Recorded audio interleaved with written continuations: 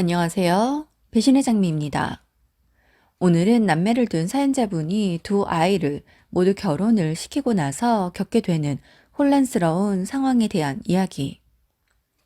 지금 시작합니다. 제게는 아들과 딸, 남매가 있습니다. 아이들 둘이 태어난 지 얼마지 않은 것 같고 꼬물꼬물 그것들이 크는 맛에 힘든 줄 모르고 바삐 산 지가 엊그제 같은데 어느새 장성해 모두 출가를 했습니다. 둘 다 모두 바르고 착하게 자라주었어요. 학창 시절 빼어나게 공부를 잘하지는 않았지만 그래도 반에서 10등 안에는 들며 적당히 공부를 했고 대학도 무난히 잘 갔습니다. 한 번도 크게 아프지 않고 제 속을 썩이지도 않고 잘 커졌어요. 그것만으로도 제겐 큰 복이라고 생각했습니다. 큰아이인 딸이 먼저 28살에 결혼을 했습니다. 수더분한 사위 마음에 들어 허락하여 결혼을 시키니 사돈이 참 보통 분이 아니더군요. 상견례 때도 미처 몰랐습니다. 야무져 보이기는 했지만 그리 뾰족할 줄은 몰랐어요. 매사 제 딸에게 꼬투리를 잡고 그리도 일을 시킨다고 하더군요. 첫째로 자라 그런지 제 딸은 책임감도 강하고 주어진 일은 끝까지 해내는 끈기도 있는데 그 성격에 외며느리 자리로 들어가 그런지 제 시모가 며느리 봤으니 이제 자신은 모든 집안 행사에서 뒤로 물러나겠다고 하며 제3의 명절이며 모두 제 딸에게 하라고 하더랍니다. 누가 알았겠어요. 이제 막 시집온 며느리에게 그리 할 줄을요. 손재주 좋은 딸이기에 배운 적 없지만 음식도 곧잘 하긴 합니다. 하지만 저희들 먹기 위해 하는 음식과 제사 명절 음식은 그 양부터가 다르잖아요. 사돈댁에 작은 어머니들도 있지만 모두 모르쇠해 제 딸이 모두 해내느라 매번 녹초가 되곤 합니다. 너무 힘들어 제 남편에게도 말해보았지만 수더분하다고 생각했던 사위는 제 부모에겐 큰 소리 내지 못하고 그저 하라는 대로 하는 바보라더군요. 그래서 딸에게 그랬습니다. 너도 바보라고요. 어찌 하란다고 다 하냐고 했습니다. 못하겠는 건 못하겠다고 해야지 않냐고 했습니다. 글쎄 사돈댁 제사가 1년에 5번이라고 합니다. 거기에 명절까지 하면 그걸 다 어쩌나요? 딸이 평소 자신의 의견도 잘 이야기하고 성격도 밝은데 왜 시댁에선 아무 말을 하지 못할까 싶었습니다. 나중에 알았지만 시댁에 가면 제 딸이 기댈 곳이 없었던 거였습니다. 남편마저 목소리를 내지 않으니 사방이 저기나 마찬가지였던 거죠. 그런 곳에서 어떤 이야기를 해봐야 혼자 벽에다 대고 외치는 꼴이다 보니 선뜻 그러지 못한 것 같았습니다. 그런 딸이 어느 날 예고도 없이 집에 왔더군요. 그리고는 이혼을 생각 중이라는 것도 아니고 이혼을 한다고 합니다. 순간 놀랐지만 어느 정도 예상을 했습니다. 저라도 그런 환경에서 살 수 없을 것 같았거든요. 모두가 날 힘들게 하더라도 남편만 내 편이면 다 괜찮은데 남편마저 꿀먹은 벙어리에 방어막도 되어주지 못하니 그런 곳에서 혼자 버틸 이유가 없었던 거죠. 결혼 1년 만에 딸이 더는 못하겠다고 하며 사돈에게 제사하며 뭐며 다 가지고 가던지 자신에게 하라고 하면 다 없애버리겠다고 했더니 사돈들이 길길이 뛰고 쌩 난리더랍니다. 그래서 이 상황에 대해 어떻게 생각하냐고 사위에게 물으니 아무 말도 못하더래요. 그래서 자신은 더는 못하겠으니 니들끼리 알아서 하던 말던 난 모르겠다고 하고 나와버렸다고 합니다. 책임감도 끈기도 명분이 있어야 하는데 하면 할수록 내가 왜 하고 있나 싶은 생각만 들더래요. 그래서 그냥 안 살고 말지 내가 저 인간을 평생 뭘 보고 같이 살아야 하나 싶은 생각이 들어 다 그만두기로 했다고 합니다. 그래서 잘했다고 했어요. 제가 무슨 말을 더 할까요? 억만금을 줘도 내 자식이 내 딸이 제일 먼저이니 알아서 그리 다 던지고 나왔다고 하니 잘했다는 말밖에 나오지 않았습니다. 딸이 이혼하고 2년이 지난 즈음 아들이 결혼을 하겠다고 합니다. 만나던 사람이 있었던 건 알고 있었어요. 사진을 보여줘서 얼굴도 알고는 있었고요. 그래서 어떤 사람이기에 결혼을 결심했냐고 하니 뭐든 적당해서 좋다고 합니다. 너무 완벽하지도 않고 그렇다고 너무 부족하지도 않은 사람이라고 해요. 자신이 잘하는 건 잘 해내지만 잘하지 못하는 것은 솔직하게 이야기할 줄 알고 그것에 대해 절충안도 찾을 줄 안다고 합니다. 결혼 생활은 누구 한쪽만 요구해서도 맞춰서도 안 되는 것이기에 이런 조율이 될 것 같아 결심하게 되었다고 하네요. 아들의 여자친구를 만나보았습니다. 딱 요즘 아이들이더군요. 나쁜 의미는 절대 아니고 밝고 긍정적인 것 같고 자신의 이야기도 제잘제잘 잘 합니다. 기분 좋은 만남을 했고 긍정적으로 생각할 테니 급히 서두르지 말고 왕래도 하며 서로를 알아갈 시간을 갖고 결혼을 하는 것으로 하라고 했습니다. 아들과 아들의 여자친구는 그러겠다고 하더군요. 제가 그 아이에게 예비 시모 노릇이라도 하려고 그러는 것은 아니었습니다. 결혼 전에 저희 집에 오라가라 할 생각도 없었고요. 그저 모두 오픈된 상태에서 아들이 결혼 전까지 그 아이와 사귀는 가정을 조금은 옆에서 보고 싶었습니다. 그러면 그 아이의 성향도 둘이 얼마나 잘 맞는지도 알 수 있을 것 같았거든요. 아들은 그 아이와 잘 사귀었고 행복해 보였습니다. 저희 부부 생일엔 꽃다발을 보내기도 했고 생일 쿠폰도 보내어 주더군요.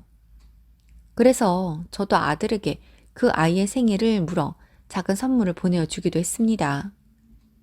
아들과 그 아이는 가끔 저희에게 함께 식사를 하자고 요청을 하기도 했고 그럴 때면 함께 하기도 했습니다. 참 상냥하고 밝고 사람을 기분 좋게 하는 아이였습니다.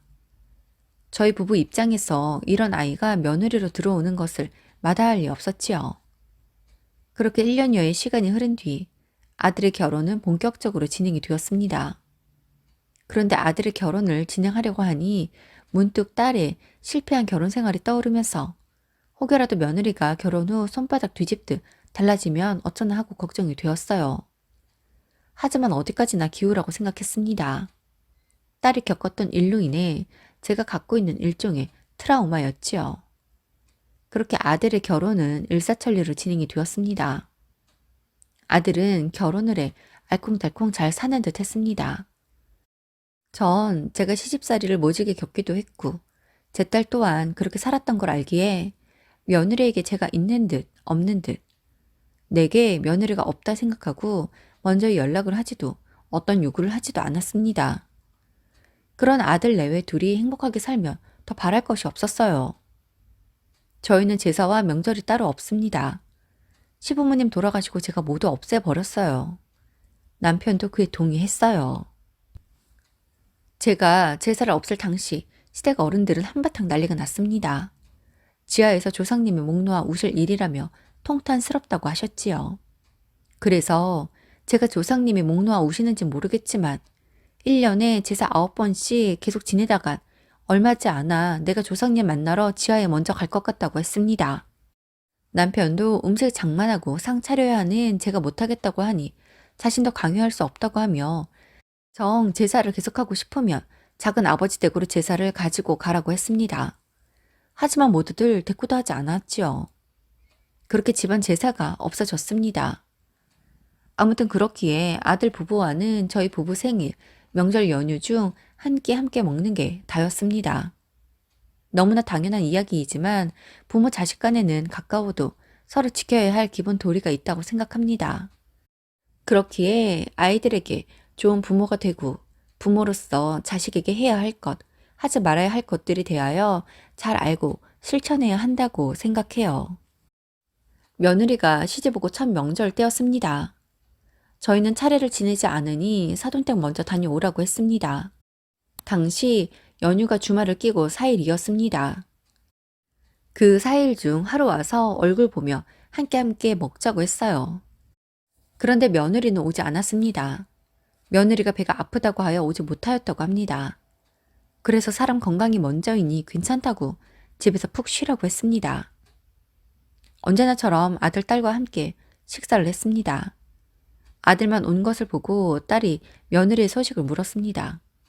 그러자 아들이 며느리가 오지 못하게 된 이유를 이야기하더군요. 그 말에 딸이 그래 명절이긴 해도 우리가 명절을 따로 챙기는 것도 아니고 오늘 못 왔으면 다음에 같이 모일 일이 있을 때 그때 오면 되지. 굳이 명절이니 아빠도 와서 밥을 먹어라 할 필요는 없는 거야. 엄마 잘했어요. 만약에 내가 오늘 아파서 못 온다고 했으면 엄마가 그러라고 했을 거 아니야. 그런데 며느리는 아빠도 와야 한다고 해서 오라고 했다면 엄마한테 실망했을 텐데 역시 우리 엄마야. 라고 합니다. 그럼요. 내가 내 딸이 어떻게 살았는데 그걸 며느리에게까지 대물림 할 필요는 없지요. 전 며느리에게 어떤 일도 시키지 않습니다. 며느리가 눈치껏 돕거나 같이 해도 그냥 두어요. 자신이 그게 편하면 그렇게 하면 되니까요. 아들 집에는 가보지도 않아요. 같이 만나 식사라도 할 일이 생기면 밖에서 보자고 합니다. 남이 해주는 밥 먹으며 즐겁게 대화할 수 있는데 굳이 집에서 만나서 누구는 일하고 누구는 먹으며 서로 어떻게 해야 하나 눈치를 보게 되는 그런 상황이 싫더라고요. 그런데 너무 며느리를 배려만 해서였을까요? 아들이 결혼한 지 2년이 넘도록 며느리는 한 번도 명절에 저희 집에 오지 않았습니다. 저희 부부 생일에도 문자 한 통이 다였어요. 매번 어떠한 이유가 있더라고요. 어디가 아프거나 바쁘거나 뭐 기타 등등의 이유요. 그런데 이게 매번 반복이 되니 제 입장에선 이유가 아니라 핑계처럼 들렸습니다. 한 번은 올만도 한데 말이에요. 그러고 보니 아들 부부 결혼하고 신혼여행 다녀오고 난 뒤에 며느리를 본 적이 없습니다.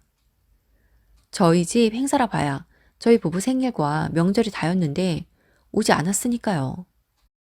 저희 아들은 명절이면 명절 시작하는 날 처가로가 하루를 지내고 오는 듯 하는데 늘 며느리는 아프고 힘들다는 이유로 오지 않습니다. 제가 너무 노인네 티를 내는지 모르겠지만 한 번은 그래도 올만도 하다고 생각이 드는데 며느리는 그게 아니었나 봅니다. 서로 편하게 지내자고 했으니 신경 쓰지 않으려고 했습니다. 아들과 며느리가 서로 좋아 결혼한 것이지 저희를 선택한 것은 아니니까요. 그냥 둘이 잘 지내면 그것으로 되었다고 생각하자고 생각했습니다.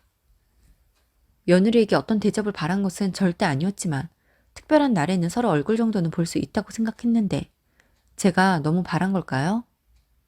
그래서 딸에게 제 생각을 물었습니다.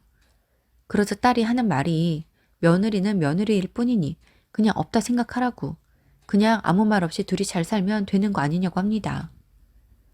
그러게요. 제가 초심을 잃었나 봅니다. 그저 둘이 잘 살기만을 바래놓고 며느리와 함께 만나길 바래 자꾸 혼자 이런저런 생각들을 하고 있네요. 그런데 하루는 아들이 집에 왔습니다.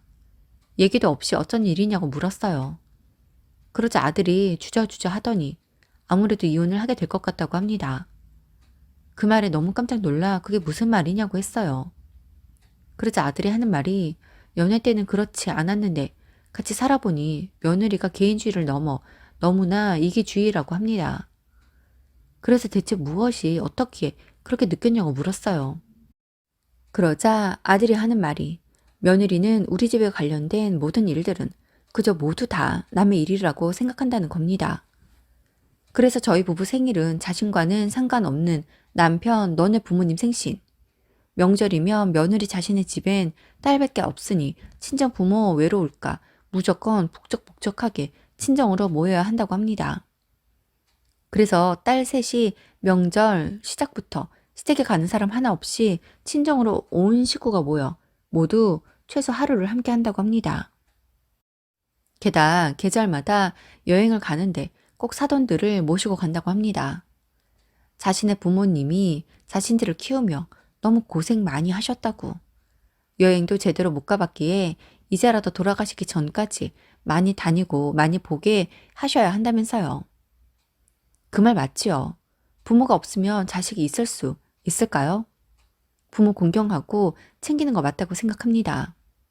그런데 그럴 때마다 제 아들에게 여행 기간 내내 운전에 식사 준비에 온갖 일들을 다 시키더라는 거예요. 물론 사위니까 할 수 있지요. 처음엔 즐거운 마음으로 시작했는데 이게 매번 계속되니 저희가 생각이 나더랍니다. 그래서 저희와도 여행을 가자고 하니 며느리가 자기가 저희와 여행을 가면 마음이 편하겠냐고. 여행은 근심 걱정 있고 즐겁게 지내고 오기 위해 가는 건데 시댁이랑 여행 갔다가 병만 얻어 올 것 같더랍니다. 며느리의 그 말에 아들이 그게 말이 되냐고. 자신은 매번 장인 장모 모시고 여행 다니는데 왜 우리 부모님하고는 같이 못 가겠냐고 하니 사위와 며느리는 다르다며 절대 못 간다고 하더랍니다. 물론 때마다 아들, 딸과 저희도 여행은 다녔습니다. 그런데 아들이 처가 식구들과 그렇게 다니는 줄은 몰랐어요. 며느리가 오지 않기에 아들과 며느리가 각자의 집은 각자 챙기기로 했나 보다 했습니다. 요즘 애들 많이들 그런다고들 해. 그런 줄 알았어요. 아무튼 그런 일들이 하나둘 쌓이고 쌓이면서 감정이 좀 상해 있었는데 어느 날인가부터는 며느리가 저희를 어머님 아버님이라고도 부르지 않고 너네 엄마, 너네 아빠라고 부르더래요. 게다 사돈들도 집안에 힘센 일이 필요할 때마다 사이들 불러다가 일 시키면서도 절대 자신들의 딸들 시댁에서 일 못하게 하라고. 그리고 집안일 하라고 가르치고 키운 거 아니라고. 집안일도 애 키우는 것도 전적으로 남자가 해야 하는 시대라며 부탁과 으름장도 놓더랍니다. 그래서 그런지 며느리는 집에서 자신의 속옷 하나 제 손으로 빨지 않는다고 합니다. 음식도 아들이 더 잘하고 손끝도 아들이 더 야무져 더 잘하는 사람이 하면 되지 하는 생각으로 그간 모두 다 해왔는데 더는 이건 아닌 것 같더랍니다. 이 모든 것들을 2년간 참아왔고 자신이 진심을 다하면 며느리도 달라질 거라고 생각했는데 한결같고 오히려 더 요구하고 더한 걸 보면서 도저히 이 사람과는 더는 같이 못 살겠어서 이혼하자고 하고 나왔다고 하네요. 며느리는 이유를 모르겠더래요. 그간 간간히 이야기를 해왔는데 귀등으로도 듣지 않았던 거지요. 그래서 더는 결혼 생활을 계속할 수 없어 이혼을 결심했다고 합니다. 아들 부부에게는 아직 아이도 없어요. 이 또한 처음 약속과는 달리 며느리가 아이는 갖지 않겠다고 해 고심 끝에 그 의견에 동의를 해주어 아이를 갖지 않고 있었던 거였다고 하네요. 그간은 저희가 걱정을 할까봐 저희에게는 아들이 별다른 말은 하지 않았고 저희가 묻지 않아 그저 아이가 잘 생기지 않는다고만 생각했거든요. 아들의 이혼을 저희가 반대할 이유는 없었습니다. 아들 부부는 이혼의 과정도 필요하지 않다고 하더군요. 다행이라고 해야 할까요? 혼인신고도 하지 않았다고 합니다. 며느리가 굳이 혼인신고라는 것이 필요하냐고. 결혼하고 5년이 지나면 그때 생각해 보자고 해. 아들도 동의했다고 하네요. 그렇게 아들은 며느리와 갈라섰습니다. 며느리는 결혼할 때 가전 가구와 생활용품 등을 해왔고 집 마련은 오롯이 아들과 저희가 했습니다. 그래서 갈라서면서 아들이 결혼할 때 가지고 왔던 것들 싹 들고 나가라고 했다고 하네요. 다시 친정으로 들어갈 계획인 며느리가 그걸 다 어디로 가지고 가냐며 그냥 쓰라고 대신 돈으로 달라고 하면서 처음 샀던 금액을 정산해 보내었더랍니다. 그래서 아들이 용달차 불러서 착불로 모두 실어서 전 처가로 보내었다고 합니다. 제 주변에 보면 사위 며느리 잘 봐. 손주들도 보고 행복하게 사는 사람들도 많던데 저는 전생에 무슨 죄가 많아 자식들 둘이 모두 이렇게 다 갈라서게 되는 모습을 보게 되었는지 모르겠습니다.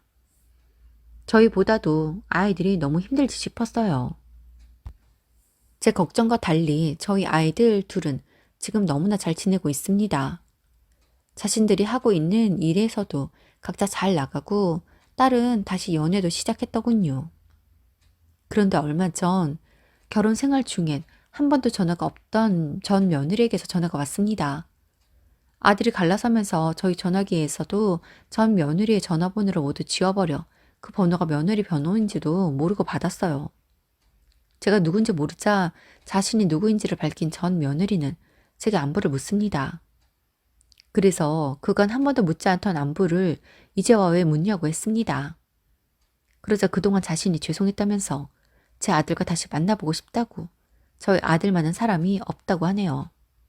그래서 내 아들? 그걸 왜 나에게 묻니? 왜? 호구가 필요해? 네 비위 다 맞춰주고 네 부모 시다발이 할 사람이 필요하니? 이제 와서 나한테 전화해 그런 말 하는 이유가 뭔데? 나보고 우리 아들 설득이라도 해달라고? 너는 2년이 넘도록 같이 살아놓고도 모르니? 우리 아들은 자신이 확신에 서는 대로 행동하는 사람이야. 너에게 올인 다 해줘야겠다 싶을 때면 옆에서 누가 말려도 하지만 지가 아니라고 판단되면 돌아서. 그러면 부모라고 해도 다시 되돌릴 수 없는 거야. 그러게 있을 때 잘하지 그랬니? 결혼이라는 걸 했으니 그걸 지키기 위해 나름 많이 참고 버텼나 보더라. 그런데 넌 네 말만 했다며? 왜? 헤어지고 나니 그런 사람 또 없어서 그래? 내가 내 딸의 아픔을 알기에 혹여라도 내가 며느리에게 같은 아픔을 주게 될까 정말 많이 조심하고 또 조심했는데 넌 그걸 이용하더구나. 우리 아들이 널 다시 만난다고 해도 이젠 내가 싫어. 나 너 때문에 너희 둘이 다툴까?